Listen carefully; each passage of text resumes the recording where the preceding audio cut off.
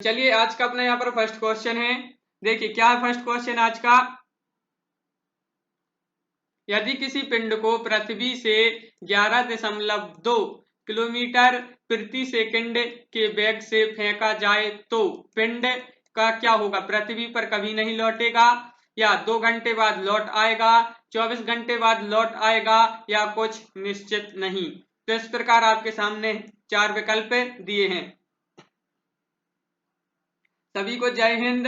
तो यहाँ पर आंसर बताएं क्या होगा क्वेश्चन नंबर फर्स्ट का। सभी लोग आंसर बताएं कमेंट में। क्वेश्चन नंबर फर्स्ट है, यदि किसी पिंड को पृथ्वी से 11.2 किलोमीटर प्रति सेकंड के वेग से फेंका जाए तो आपका यहाँ पर जो राइट आंसर है वह है विकल्प नंबर 1। विकल्प नंबर 1 में आपका यहाँ पर क्या है? विकल्प नंबर 1 बिल्कुल सही बताया। यहाँ पर पृथ्वी पर कभी नहीं लौटेगा। विकल्प नंबर 1 आपका यहाँ पर राइट आंसर है। विकल्प नंबर 1 बिल्कुल सही। यहाँ पर देखिए, यदि किसी पिंड को पृथ्वी से 11.2 किलोमीटर प्रति सेकंड के वेग से फेंका जाए तो वह पिंड धरती की गुरुत्वाकर्षण शक्ति को पार कर धरती के इर्द गिर्द घूमने लग जाएगा और 11.2 किलोमीटर प्रति सेकंड को एस्केप वेलोसिटी कहते हैं। क्या कहते हैं? एस्केप वेलोसिटी इसको कहते हैं। तो यह भी आपके लिए याद रखना है। अगला क्वेश्चन है कि जब एक पत्थर को चांद की सतह से पृथ्वी पर लाया जाता है तो क्या होता है? इसका द्रव्यमान बदल जाएगा, इसका भार बदल जाएगा परंतु द्रव्यमान नहीं, या भार और द्रव्यमान दोनों बदल जाएंगे, या ना द्रव्यमान और ना ही भार बदलेगा। तो बताइए क्या होगा राइट आंसर क्वेश्चन नंबर 2 का। सभी लोग बताएं यहाँ पर राइट आंसर क्वेश्चन नंबर 2 क्या है। यहाँ पर देखिए, जब एक पत्थर को चांद की सतह से पृथ्वी पर लाया जाता है तो आपका यहाँ पर जो राइट आंसर होगा वह है विकल्प नंबर बी। विकल्प नंबर बी आपका यहाँ पर राइट आंसर होगा। इसका भार बदल जाएगा परंतु द्रव्यमान नहीं। यह आपका जो है राइट आंसर होगा। बिल्कुल सही, बी यहाँ पर राइट आंसर होगा। बी आपका यहाँ पर सही आंसर है। और अगला क्वेश्चन है, किसी लिफ्ट में बैठे हुए व्यक्ति को अपना भार कब अधिकतम मालूम पड़ता है? तो क्वेश्चन नंबर 3 का आंसर बताएं क्या होगा। सरिता जी, भारती जी, पारो जी, हेमंत जी। क्वेश्चन नंबर 3 का राइट आंसर यहाँ पर बताना है कि किसी लिफ्ट में बैठे हुए व्यक्ति को अपना भार कब अधिक मालूम पड़ता है? जब लिफ्ट त्वरित गति से नीचे आ रही हो, या जब लिफ्ट त्वरित गति से ऊपर जा रही हो, समान वेग से नीचे आ रही हो, या समान वेग से ऊपर जा रही हो। क्वेश्चन नंबर 3 का आंसर यहाँ पर सभी लोगों को बताना है। और क्वेश्चन नंबर जो 3 है यहाँ पर इसका राइट आंसर होगा क्या? राइट आंसर विकल्प नंबर बी। विकल्प नंबर बी आपका यहाँ पर राइट आंसर है। जब लिफ्ट त्वरित गति से ऊपर जा रही हो, यह आपका यहाँ पर राइट आंसर होगा। विकल्प नंबर बी आपके लिए याद रखना है। मनुष्य लिफ्ट के त्वरण के साथ ऊपर जाते समय अपना भार महसूस करता है। जब लिफ्ट एक समान वेग से ऊपर या नीचे गति करती है तो लिफ्ट में स्थित पिंड के भार में कोई परिवर्तन नहीं महसूस होता है। अगला क्वेश्चन है यहाँ पर देखिए। हाँ, अगला क्वेश्चन है कि पृथ्वी के परत घूमने वाले कृत्रिम उपग्रह से बाहर गिराई गई गेंद पृथ्वी पर चली जाएगी, चंद्रमा पर चली जाएगी, पृथ्वी पर गिरेगी, या पृथ्वी के परत उपग्रह के समान आवर्तकाल के साथ उसी की कक्ष में घूमती रहेगी। तो इस प्रकार आपके लिए क्वेश्चन नंबर 4 का राइट आंसर यहाँ पर बताना है सभी लोगों को। तो बताइए सभी लोग क्वेश्चन नंबर 4 का राइट आंसर। 4 विकल्प हैं आपके सामने। तो क्या होगा इसका राइट आंसर क्वेश्चन नंबर 4? तो इसका जो राइट आंसर है वह है विकल्प नंबर डी। क्या राइट आंसर? विकल्प नंबर डी आपका यहाँ पर राइट आंसर होगा। पृथ्वी के परत उपग्रह के समान आवर्तकाल के साथ उसी की कक्ष में जो है घूमती रहेगी। यह आपका जो है राइट आंसर होगा। यहाँ पर विकल्प नंबर डी बिल्कुल सही बताया यहाँ पर सभी लोगों ने।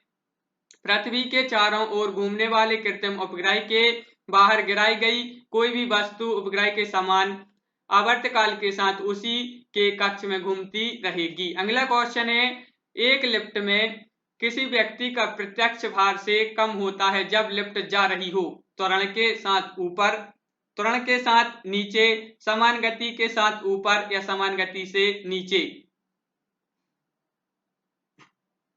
क्या होगा क्वेश्चन नंबर 5 का राइट आंसर? सभी लोग बताएं। यहाँ पर क्वेश्चन नंबर 5 है, यहाँ पर बताइए सभी लोग क्या होगा क्वेश्चन नंबर 5। 4 विकल्प हैं आपके सामने। और एक लिफ्ट में किसी व्यक्ति का प्रत्यक्ष भार से कम होता है जब लिफ्ट जा रही हो, तो इसका राइट आंसर है आपका क्वेश्चन नंबर 5 का यहाँ पर राइट आंसर है आपका विकल्प नंबर बी, आपका यहाँ पर राइट आंसर होगा बी। बिल्कुल सही बताया यहाँ पर सभी लोगों ने बी, त्वरण के साथ नीचे।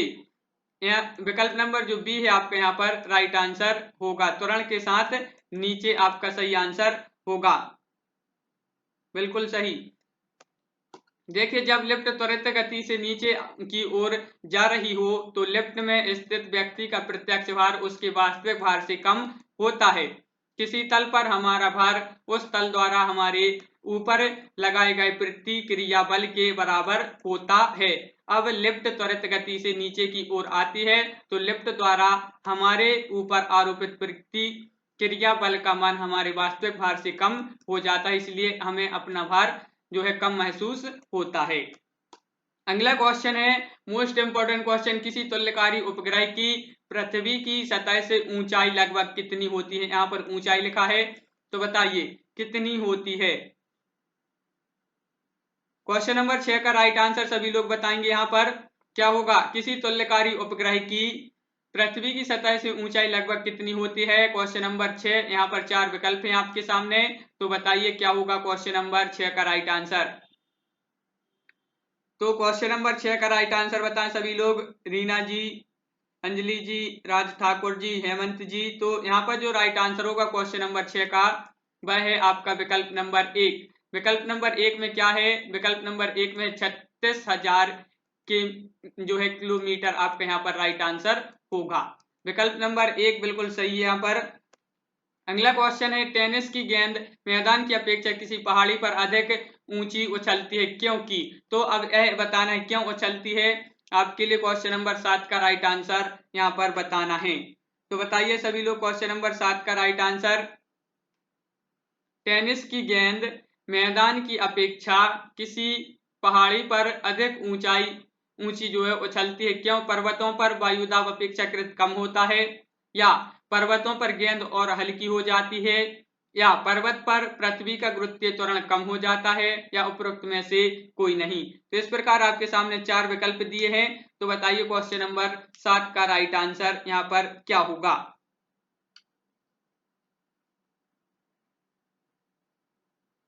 तो यहाँ पर क्वेश्चन नंबर जो 7 है इसका राइट आंसर होगा, क्या है क्वेश्चन नंबर 7 का राइट आंसर? आपका राइट आंसर है विकल्प नंबर यहाँ पर सी, सभी लोग बता रहे हैं, तो विकल्प नंबर सी आपका यहाँ पर राइट आंसर होगा। पर्वतों पर पृथ्वी का गुरुत्वाकर्षण कम हो जाता है, जो है आपका राइट आंसर है विकल्प नंबर सी, बिल्कुल सही, सी आपका यहाँ पर राइट आंसर होगा। अगला क्वेश्चन है यदि पृथ्वी का गुरुत्वाकर्षण बल अचानक लुप्त हो जाता है तो निम्न में से कौन सा परिणाम सही होगा? तो यह आपके लिए 4 परिणाम दिए हैं, तो इनमें से बताना है आपके लिए कौन सा परिणाम सही होगा। अनिल सिंगर जी बताइए क्या होगा राइट आंसर। क्वेश्चन नंबर 8 का वस्तु का भार शून्य हो जाएगा परंतु द्रव्यमान वही रहेगा, या वस्तु का द्रव्यमान शून्य हो जाएगा परंतु भार वही रहेगा, वस्तु का भार और द्रव्यमान दोनों शून्य हो जाएंगे, या वस्तु का द्रव्यमान बढ़ जाएगा। तो इस प्रकार आपके सामने 4 विकल्प दिए गए हैं, तो बताइए क्वेश्चन नंबर 8 का राइट आंसर यहाँ पर क्या होगा। तो बताइए गोविंद लोधी जी क्या होगा इसका राइट आंसर। तो इसका राइट आंसर है क्वेश्चन नंबर 8 का यदि पृथ्वी का गुरुत्वाकर्षण बल अचानक लुप्त हो जाता है तो निम्न में से कौन सा परिणाम सही होगा। तो आपका यहाँ पर जो राइट आंसर है वह है विकल्प नंबर 1, आपका यहाँ पर राइट आंसर होगा। वस्तु का भार जो है शून्य हो जाएगा और यहाँ पर जो द्रव्यमान है वह वही रहेगा, यह आपका जो है राइट आंसर होगा। विकल्प नंबर 1 सभी लोगों ने यहाँ पर बताया है राइट आंसर है।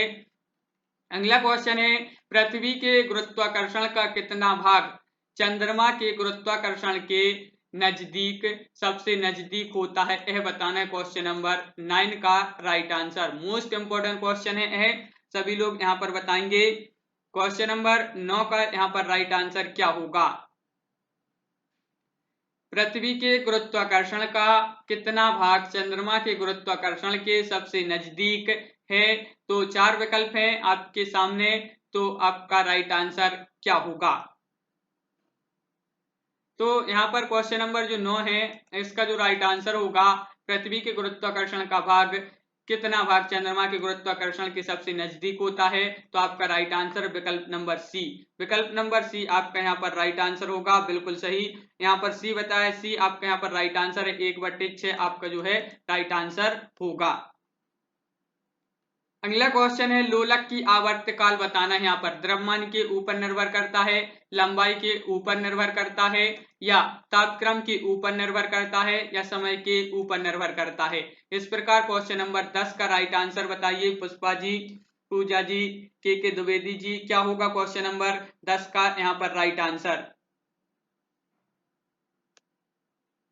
तो यहाँ पर बताइए सभी लोग, क्या होगा? तो क्वेश्चन नंबर 10 है, लोलक की आवर्तकाल बताना है, किस पर निर्भर करता है? तो क्वेश्चन नंबर 10 है कि लोलक की आवर्तकाल जो है, आपका राइट आंसर है विकल्प नंबर बी, लंबाई के ऊपर निर्भर करता है। विकल्प नंबर बी आपका यहाँ पर राइट आंसर होगा कि लोलक की आवर्तकाल जो है लंबाई के ऊपर निर्भर करता है। विकल्प नंबर बी आपका यहाँ पर राइट आंसर है। लोलक द्वारा मध्य स्थिति के दोनों ओर एक चक्कर लगाने में लगा समय आवर्तकाल कहलाता है। इसे टी से प्रदर्शित करते हैं, इसका मात्रक सेकंड है, यह भी आपके लिए याद रखना है। अगला क्वेश्चन है कि लोलक घड़ियां गर्मियों में क्यों सुस्त हो जाती हैं? बताना है क्वेश्चन नंबर 11 का राइट आंसर। तो सभी लोग बताएं क्वेश्चन नंबर 11 का राइट आंसर। पुलकित जी, क्या होगा इसका राइट आंसर? लोलक घड़ियां गर्मियों में क्यों सुस्त हो जाती हैं? गर्मियों के दिन लंबे होने के कारण, या कुंडली में घर्षण के कारण लोलक की लंबाई बढ़ जाती है, जिससे इकाई दोलन में लगा हुआ समय बढ़ जाता है। अगला विकल्प है कि गर्मी में लोलक का भार बढ़ जाता है। तो इस प्रकार आपके सामने 4 विकल्प हैं और क्वेश्चन नंबर 11 का यहाँ पर राइट आंसर सभी लोगों को बताना है। क्या होगा क्वेश्चन नंबर 11 का यहाँ पर राइट आंसर? लोलक घड़ियां गर्मियों में क्यों सुस्त हो जाती हैं? तो आपका राइट आंसर है विकल्प नंबर सी, विकल्प नंबर सी यहाँ पर बिल्कुल सही, सभी लोगों ने सी बताया। यहाँ पर सी राइट आंसर होगा सभी लोगों का। लोलक की लंबाई बढ़ जाती है, जिससे इकाई दोलन में लगा हुआ समय भी बढ़ जाता है। बिल्कुल सही, सभी लोगों ने यहाँ पर सी बताया है।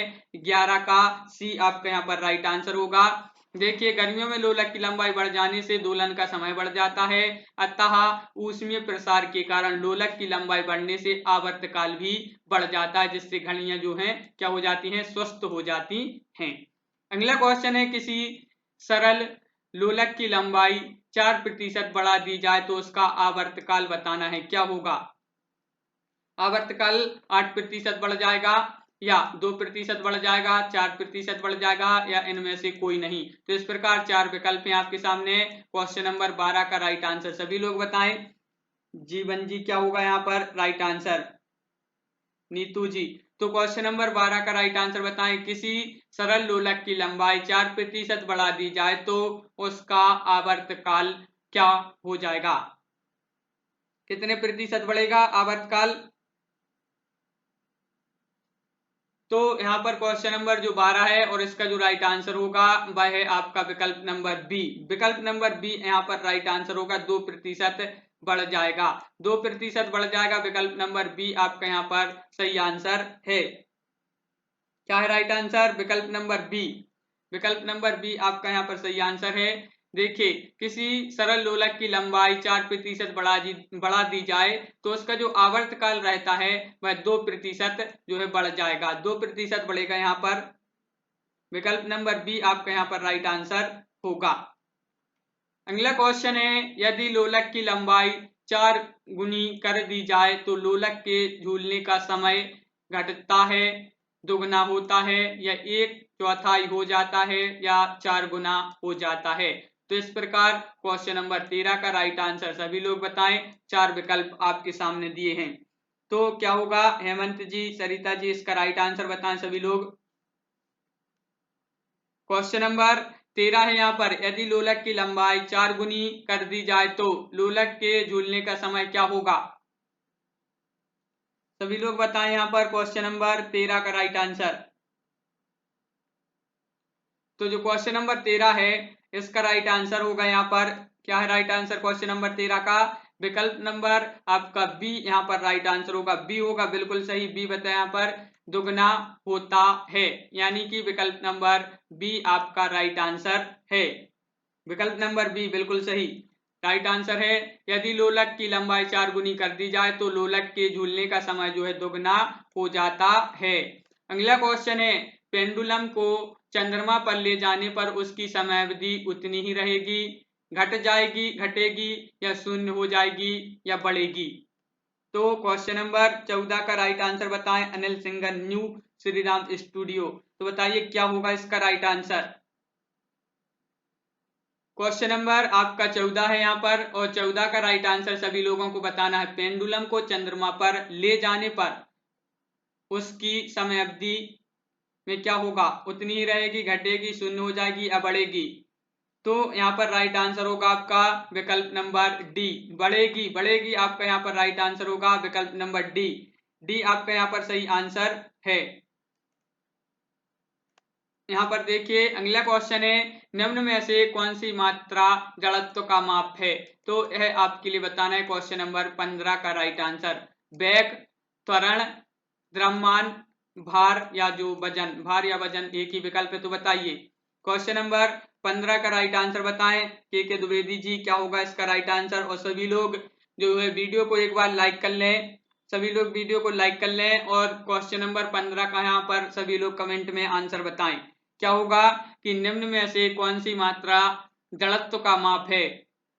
तो जड़त्व का माप बताना है यहाँ पर, और जड़त्व का जो माप है क्वेश्चन नंबर 15 का राइट आंसर होगा वह है विकल्प नंबर आपका यहाँ पर राइट आंसर होगा सी, सी आपका यहाँ पर राइट आंसर है, द्रव्यमान।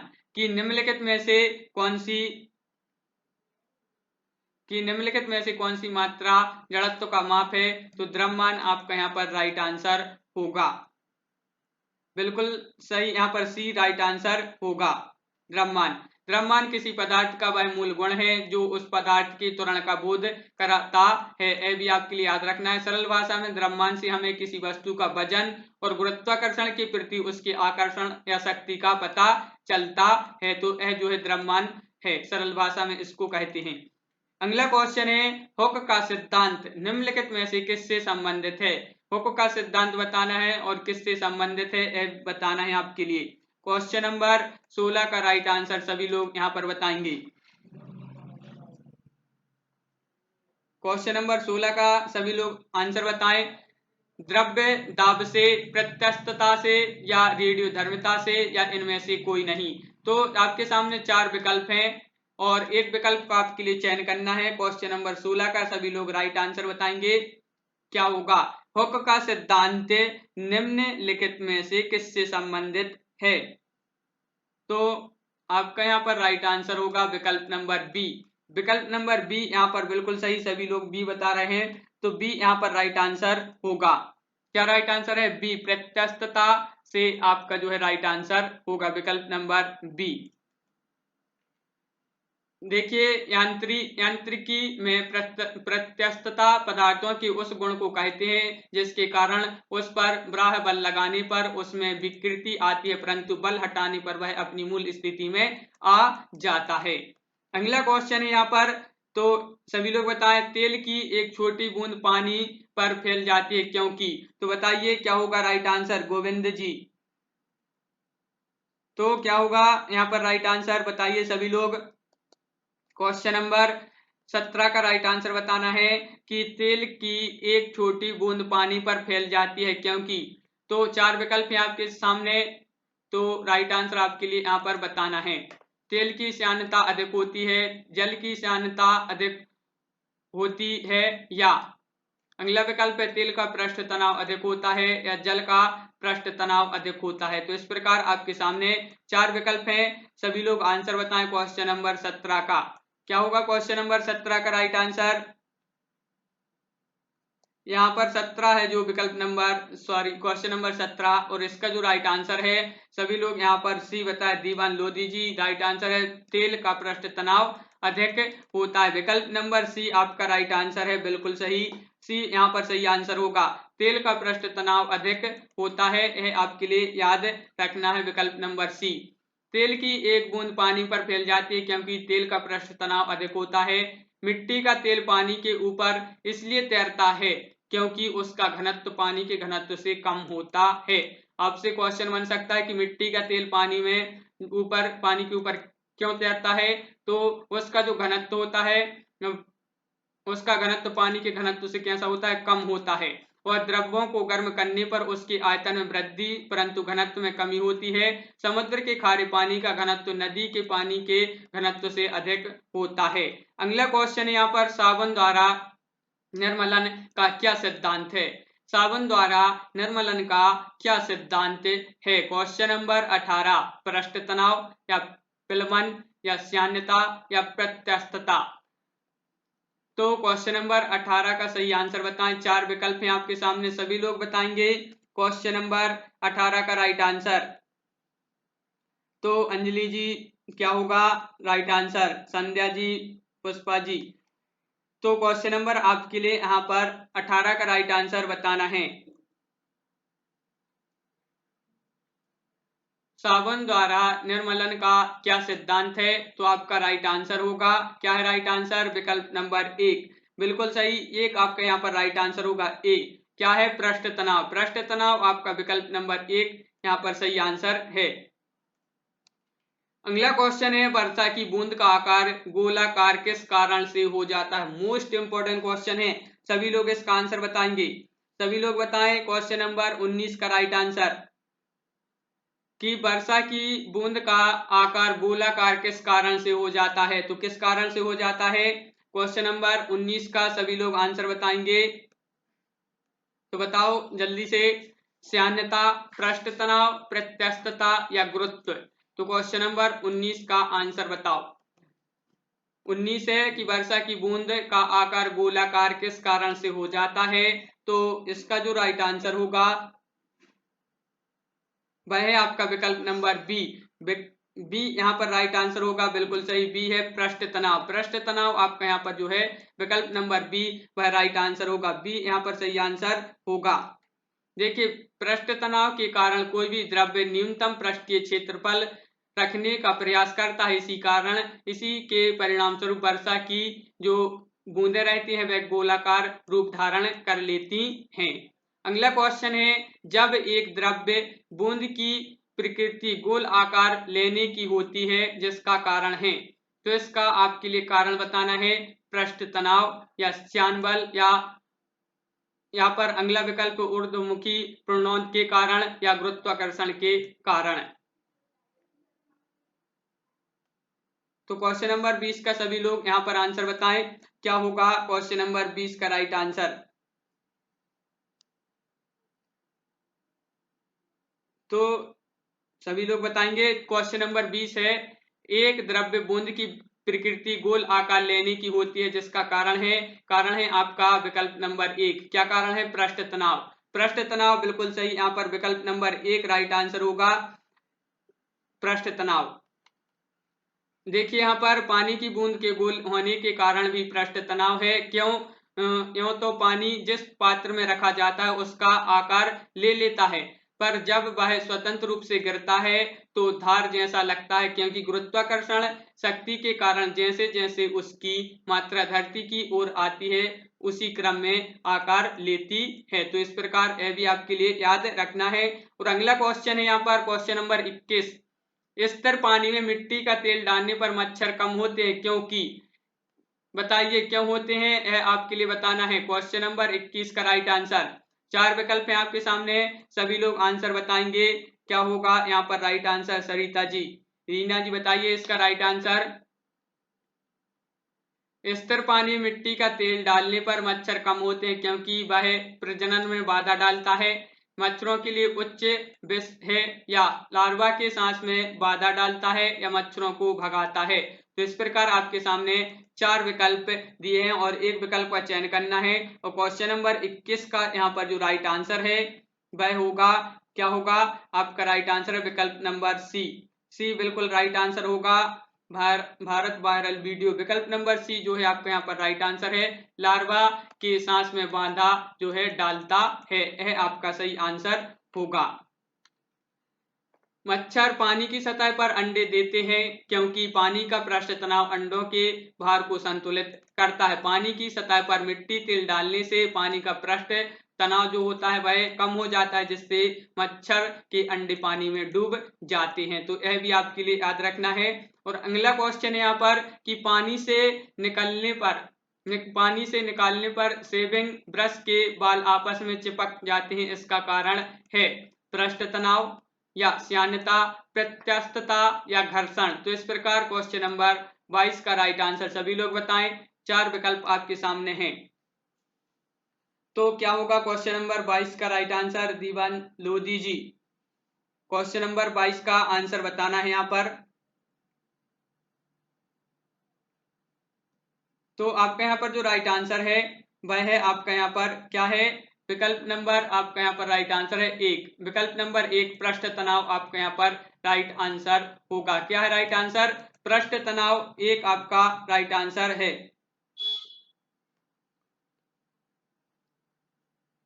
बिल्कुल सही, विकल्प नंबर 1 आपका राइट आंसर है। अगला क्वेश्चन है, स्थिर गति से जा रही खुली कार में बैठा एक बालक गेंद को हवा में सीधे ऊपर फेंकता है, गेंद गिरती है। तो आपके लिए बताना है उसके पीछे, उसके सामने या उसके हाथ में या उसके बगल में। तो क्वेश्चन नंबर 23 का राइट आंसर बताना है। 4 विकल्प हैं आपके सामने और राइट आंसर सभी लोग बताएंगे। क्या होगा इसका राइट आंसर? सभी लोग बताएं।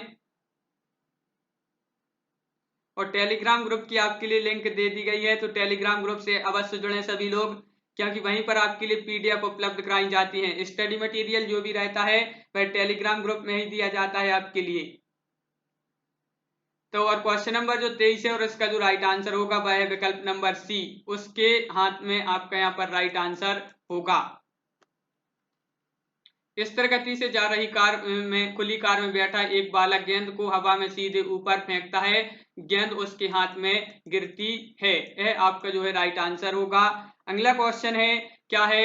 एक व्यक्ति पूर्णतः चिकने बर्फ के क्षैतिज समतल के मध्य में ब्रह्म स्थिति में है, न्यूटन के किस नियम का उपयोग करके वह अपने आप को तट तक ला सकता है? तो न्यूटन के आपके सामने नियम दिए गए हैं। पहला गति नियम, दूसरा गति नियम, तीसरा गति नियम या पहला, दूसरा, तीसरा गति नियम। तो इस प्रकार आपके सामने 4 विकल्प दिए हैं और क्वेश्चन नंबर 24 का आंसर बताना है।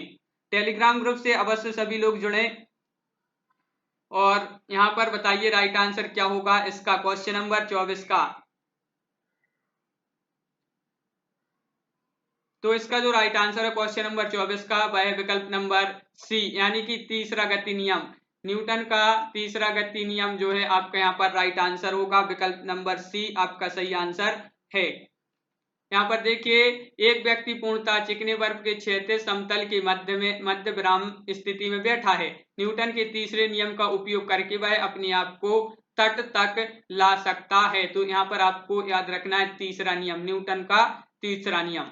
अगला क्वेश्चन है, यदि किसी चली हुई वस्तु के वेग को दोगुना कर दिया जाए तो उसका या उसकी तुरंत दोगुना हो जाता है, गतिज ऊर्जा दुगनी हो जाती है या गतिज ऊर्जा 4 गुनी हो जाती है या भार दोगुना हो जाता है। तो इस प्रकार सभी लोग आंसर बताएं क्वेश्चन नंबर 25 का।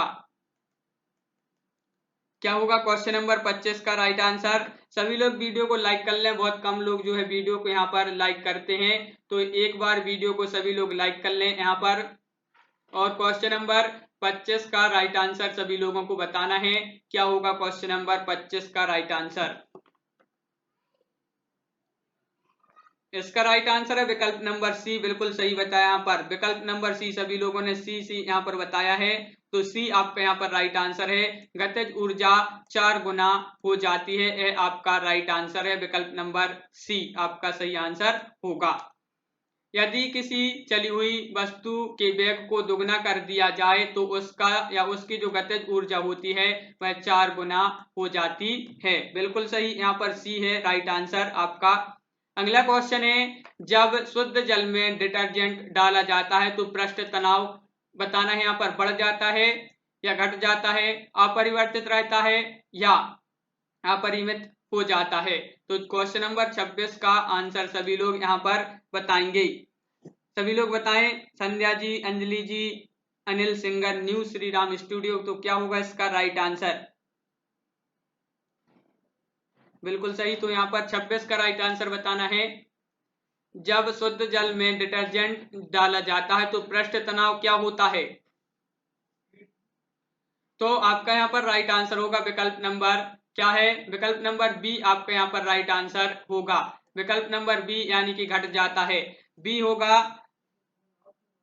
बिल्कुल सुशांत पटेल जी, यहाँ पर बी होगा आपका राइट आंसर, घट जाता है, याद रखना है। और देखिए यहाँ पर साबुन को जल में घोलने पर पृष्ठ तनाव बताना है, घट जाता है, बढ़ जाता है, अपरिवर्तित रहता है, पहले घटता है फिर बढ़ता है। तो इस प्रकार सभी लोग बताएं, मोस्ट इंपोर्टेंट क्वेश्चन है यह, क्वेश्चन नंबर 27। सभी लोग बताएंगे, दीवान लोधी जी, तो क्या होगा इसका राइट आंसर? क्वेश्चन नंबर 27 का आंसर बताना है, साबुन को जल में घोलने पर पृष्ठ तनाव क्या होता है? पृष्ठ तनाव में क्या हो जाता है? तो क्वेश्चन नंबर जो 27 है और इसका जो राइट आंसर होगा वह है आपका विकल्प नंबर 1, यानी कि घट जाता है, घट जाता है। विकल्प नंबर 1 जिसने भी बताया है उनका राइट आंसर होगा विकल्प नंबर 1 राइट आंसर है। देखिए, साबुन, डिटर्जेंट आदि जल का पृष्ठ तनाव कम कर देता है, अतः वे मेल में गहराई तक चले जाते हैं, जिससे कपड़ा ज्यादा साफ होता है। साबुन के घोल के बुलबुले बड़े इसलिए बनते हैं कि जल में साबुन घोलने पर उसका जो पृष्ठ तनाव रहता है वह कम हो जाता है, इसलिए जो साबुन है उसके बुलबुले रहते हैं वह बड़े बनते हैं। अगला क्वेश्चन है, क्या है? संवातक कमरे की छत के निकट लगाए जाते हैं, क्योंकि क्यों लगाए जाते हैं यह बताना है आपके लिए। क्वेश्चन नंबर 28 का राइट आंसर सभी लोग बताएंगे यहाँ पर, क्वेश्चन नंबर 28 का राइट आंसर। और वीडियो को सभी लोग लाइक कर लें एक बार, बहुत कम लोग वीडियो को यहाँ पर लाइक करते हैं, तो वीडियो को सभी लोग लाइक कर लें। और क्वेश्चन नंबर 28 का सभी लोग यहाँ पर आंसर बताएं कमेंट में, क्या होगा इसका राइट आंसर? और इसका राइट आंसर है कि संवातक कमरे की छत के निकट लगाए जाते हैं, क्योंकि आपका राइट आंसर है विकल्प नंबर 1, सांस लेने में छोड़ी गई गर्म हवा ऊपर उठती है और बाहर चली जाती है। विकल्प नंबर 1 आपका यहाँ पर राइट आंसर होगा। क्या राइट आंसर? विकल्प नंबर 1, संवातक कमरे की छत के निकट लगाए जाते हैं क्योंकि सांस में छोड़ी गई गर्म हवा ऊपर उठती है और बाहर चली जाती है। अगला क्वेश्चन है, क्या है? यहाँ पर देखिए, इसको छोड़ो। अगला क्वेश्चन है कि अंतरिक्ष यात्री अंतरिक्ष में सीधे खड़े नहीं रह सकते, क्योंकि क्वेश्चन नंबर 30 है, यहाँ पर इसका सभी लोग आंसर बताएंगे। आखिरी क्वेश्चन है और सभी लोग आंसर बताएं। अंतरिक्ष यात्री अंतरिक्ष में सीधे खड़े नहीं रह सकते क्योंकि गुरुत्व नहीं होता, वायुमंडल में श्यानता बल बहुत तीव्र होता है, सौर वायु ऊपर की ओर बल लगाती है, वायुमंडलीय दाब बहुत कम होता है। तो इस प्रकार क्वेश्चन नंबर 30 का और क्वेश्चन नंबर आखिरी है, तो बताएं राइट आंसर क्या होगा। क्वेश्चन नंबर 30 का राइट आंसर, 4 विकल्प हैं आपके सामने और इसका जो राइट आंसर है वह है विकल्प नंबर 1। विकल्प नंबर 1 सभी लोगों ने यहाँ पर बताया। नरेंद्र जी, विकल्प नंबर 1 आपका राइट आंसर है। क्या है? गुरुत्व नहीं होता, विकल्प नंबर 1 आपका राइट आंसर है। 30 का 1, नीतू जी राइट आंसर है। यहाँ पर देखिए, अंतरिक्ष यात्री अंतरिक्ष में सीधे खड़े नहीं रह सकते क्योंकि अंतरिक्ष में गुरुत्वाकर्षण नहीं होता है, यह आपके लिए याद रखना है, मोस्ट इंपोर्टेंट क्वेश्चन है। टेलीग्राम ग्रुप की लिंक डिस्क्रिप्शन में है आपके लिए, वहीं से आप जो है ज्वाइन कर सकते हैं। डिस्क्रिप्शन में दी गई है टेलीग्राम ग्रुप की लिंक, वहां से आप ज्वाइन हो जाएं टेलीग्राम ग्रुप में। बहुत सारे लोग जुड़ चुके हैं तो आप भी जुड़ना ना भूलें। तो आज की वीडियो में बस इतना ही।